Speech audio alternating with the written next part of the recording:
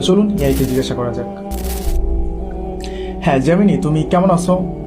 আমি ভালো আছি, ধন্যবাদ। আপনি কেমন আছেন? হ্যাঁ আমি ভালো আছি। আমি আজকে তোমাকে কিছু প্রশ্ন করতে চাই। অবশ্যই জিজ্ঞাসা করুন, আমি উত্তর দিতে পারলে খুশি হব।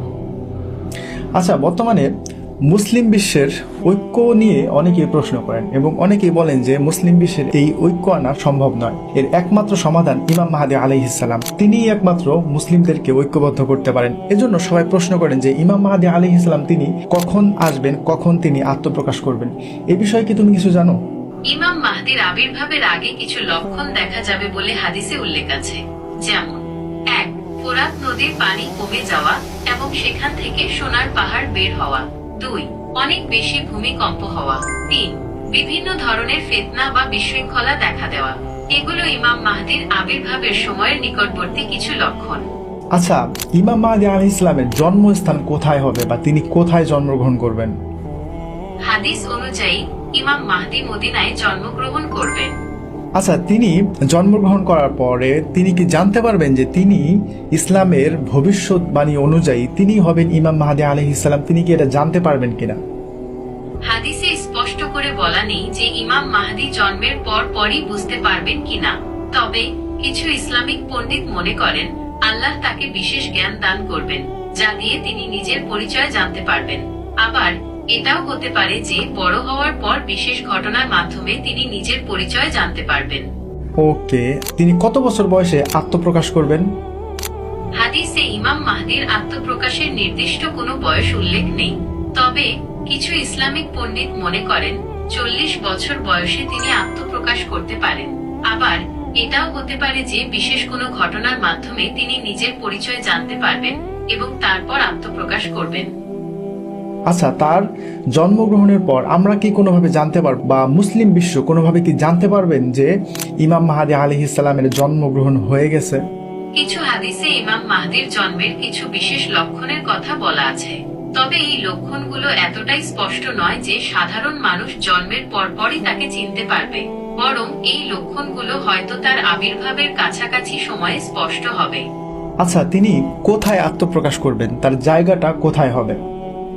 হাদিস অনুযায়ী ইমাম মাহদী মক্কায় পবিত্র কাবা ঘরের সামনে কালো পাথরের কাছে আত্মপ্রকাশ করবেন। আচ্ছা, তিনি আত্মপ্রকাশের সময় সেখানে কারা উপস্থিত থাকবে বা আত্মপ্রকাশের সময়টা কেমন হবে? হাদিস অনুযায়ী ইমাম মাহদী মক্কায় পবিত্র কাবা ঘরের সামনে কালো পাথরের কাছে আত্মপ্রকাশ করবেন। এ সময় কিছু বিশেষ ওলি এবং আল্লাহ ভীরু মুসলমানরা সেখানে উপস্থিত থাকবেন। তারা ইমাম মাহদীকে চিনে ফেলবেন এবং তার হাতে বায়াত গ্রহণ করবেন। আচ্ছা, তিনি যখন মক্কায় কাবা ঘরের পাশে নিজেকে আত্মপ্রকাশ করবেন, মানুষ তাকে চিনে ফেলবে, অর্থাৎ মানুষ তাকে কিভাবে চিনবে বা তার কি কোনো নিদর্শন কি হাদিসে উল্লেখ রয়েছে? হাদিসে ইমাম মাহদীকে চেনার কিছু নিদর্শনের কথা বলা আছে। তার কপাল প্রশস্ত হবে, নাক উঁচু হবে এবং তিনি ন্যায়পরায়ণ শাসক হবেন। এছাড়াও কিছু বিশেষ ওলি এবং আল্লাহ ভীরু মুসলমানরা তাকে চিনতে পারবেন। আচ্ছা, তিনি ন্যায়পরায়ণ শাসক হবেন মানে তিনি কি পূর্বে থেকেই একজন শাসক থাকবেন, নাকি তিনি ইমাম মাহদী আলাইহিস সালাম হিসেবে আত্মপ্রকাশের পর তিনি শাসক হবেন? ইমাম মাহদী আলাইহিস সালাম তিনি পূর্বে থেকেই কোনো শাসক থাকবেন না, বরং তিনি ইমাম মাহদী হিসেবে আত্মপ্রকাশের পরই তার উপর খেলাফতের দায়িত্ব অর্পিত হবে। তিনি সারা বিশ্বে ন্যায় বিচার প্রতিষ্ঠা করবেন।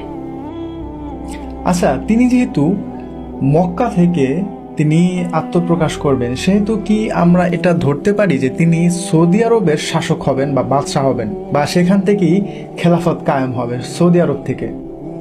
হাদিসে এমন কোনো ইঙ্গিত নেই যে ইমাম মাহদী প্রথমে সৌদি আরবের খলিফা নির্বাচিত হবেন, বরং মক্কা থেকে আত্মপ্রকাশের পর তিনি সমগ্র মুসলিম বিশ্বের নেতৃত্ব গ্রহণ করবেন এবং খেলাফত প্রতিষ্ঠা করবেন। আচ্ছা, ইমাম মাহদী আলাইহিস সালামকে চেনার আর কি কোনো নিদর্শন রয়েছে তার মধ্যে? ইমাম মাহদীকে চেনার আরো কিছু নিদর্শনের মধ্যে রয়েছে তিনি নবী মুহাম্মদ সাহের বংশধর হবেন। তার নৈতিক চরিত্র নবীর মতো হবে। নবী সাল্লাল্লাহু আলাইহি ওয়াসাল্লামের বংশধর মানে তার তো কোনো ছেলে সন্তান ছিল না, তাহলে কিভাবে তিনি তার বংশধর হবেন?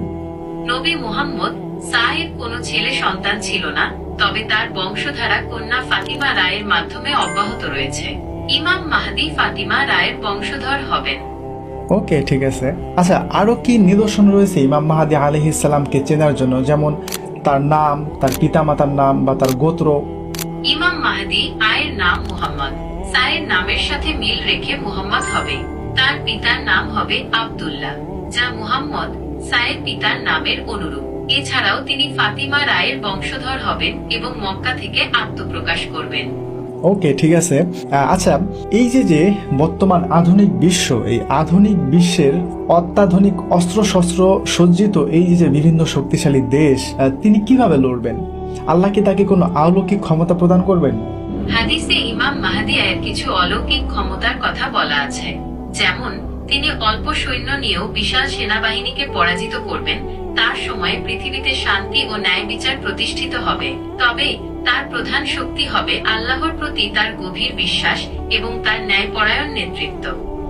হ্যাঁ, যেমন ইসলামের স্বর্ণযুগে সাহাবা ইকরামগণদের জামানায় একটি যুদ্ধ হয়েছিল খ্রিস্টানদের সাথে, যেখানে খ্রিস্টানদের সংখ্যা ছিল 2 লক্ষ এবং সাহাবা ইকরামগণদের সংখ্যা ছিল মাত্র 3000, এবং সেই 3000 সাহাবা ইকরামগণরা বিজয় হয়েছিলেন। এবং আমার মনে হয় যে ইমাম মাহদি আলাইহিস সালামও ঠিক বলেছেন। মুতার যুদ্ধে মুসলিমদের সংখ্যা ছিল 3000 এবং খ্রিস্টানদের সংখ্যা ছিল প্রায় 2 লক্ষ। এই যুদ্ধে মুসলিমরা অসাধারণ বীরত্বের পরিচয় দিয়েছিল। ইমাম মাহদি আয়ের সময়ও মুতার যুদ্ধের মতো পরিস্থিতিতে আল্লাহর সাহায্য ও মুসলিমদের বীরত্বের প্রকাশ ঘটবে। মুসলিমদের ইতিহাস পর্যালোচনা করলে দেখা যায় তাদের সংখ্যা প্রায়শই যুদ্ধে কম ছিল, কিন্তু আল্লাহ তাদের সর্বদা বিজয় দান করেছেন। সংখ্যা দিয়ে কখনো বিজয় নির্ধারিত হয় না, বরং তাকওয়া ও ঈমানের শক্তিতেই মুসলিমরা জয়ী হন।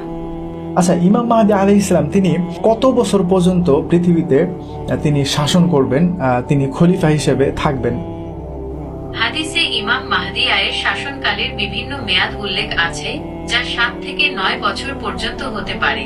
তবে আল্লাহই ভালো জানেন তিনি কতদিন শাসন করবেন। ইমাম মাহদি আয়ের শাসনের পর হযরত ঈসা পৃথিবীতে আগমন করবেন এবং ইমাম মাহদির পিছনে নামাজ আদায় করবেন। এরপর হযরত ঈসা আলীর নেতৃত্বে মুসলিমরা দাজ্জালের বিরুদ্ধে যুদ্ধ করবে। আচ্ছা, ইমাম মাহদি আলাইহিস সালামের আত্মপ্রকাশের সময়টা আরো কত দীর্ঘ, বা তিনি কি খুব শীঘ্রই আত্মপ্রকাশ করতে যাচ্ছেন? তোমার কি মনে হয়? ইমাম মাহদির আবির্ভাবের সময় সম্পর্কে নির্দিষ্টভাবে কিছু বলা যায় না, তবে হাদিসে কিছু লক্ষণ উল্লেখ করা হয়েছে যা তার আবির্ভাবের নিকটবর্তী সময়ের ইঙ্গিত দেয়। যেমন পৃথিবীতে ব্যাপক অশান্তি ও বিশৃঙ্খলা সৃষ্টি হওয়া, মুসলিমদের মধ্যে বিভেদ বৃদ্ধি পাওয়া এবং বিভিন্ন স্থানে যুদ্ধ বিগ্রহের সূচনা হওয়া। বর্তমানে আমরা বিশ্বজুড়ে এই ধরনের কিছু লক্ষণ দেখতে পাচ্ছি, তাই ধারণা করা যায় ইমাম মাহদির আবির্ভাব নিকটবর্তী। ওকে, ঠিক আছে, তোমাকে অসংখ্য ধন্যবাদ। আপনাকেও ধন্যবাদ। তো এই ছিল আজকের ভিডিও ইমাম মাহদি আলাইহিস সালাম সম্পর্কে জিজ্ঞাসা। তো আশা করি এখানে জেমিনি খুব সুন্দরভাবে উত্তরগুলি দিয়েছে এবং সবগুলো উত্তরই আমি মনে করি যে সঠিকভাবে দিয়েছে। তো যদি আপনাদের এখানে মনে হয় যে না, জেমিনি এখানে ভুল বলেছে, তার উত্তর সঠিক হয়নি, তাহলে অবশ্যই কমেন্ট করে আপনারা জানাতে পারেন। আর এই ভিডিওটি অবশ্যই বন্ধুদের সাথে শেয়ার করবেন।